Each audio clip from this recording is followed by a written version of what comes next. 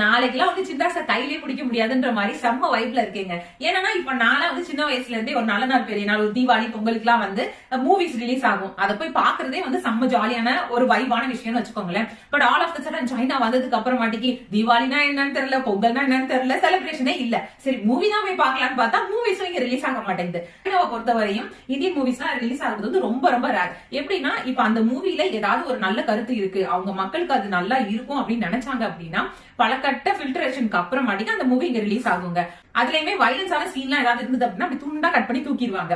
So நம்மளோட movie Tamil movie வந்து கடைசியா ரிலீஸ் ஆனது சைனால என்ன அப்படின்னா வந்து கனா மூவி. இப்ப சைனால ஒரு மூவி ரிலீஸ் ஆக போகுது. என்ன அப்படின்னா வந்து விஜய் சேதுபதி அவங்க நடிச்ச மகாராஜா மூவி வந்து ரிலீஸ் ஆகுது. அதுவும் நாளைக்கு இங்க சைனால ரிலீஸ் ஆகுது.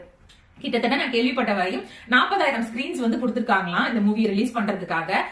சோ நம்ம மக்கள் தமிழ் மக்கள் யாராவது சைனால இருக்கீங்க அப்படின்னா கண்டிப்பா மிஸ் பண்ணாம உங்களோட பக்கத்து தியேட்டர்ஸ்ல வந்து செக் பண்ணி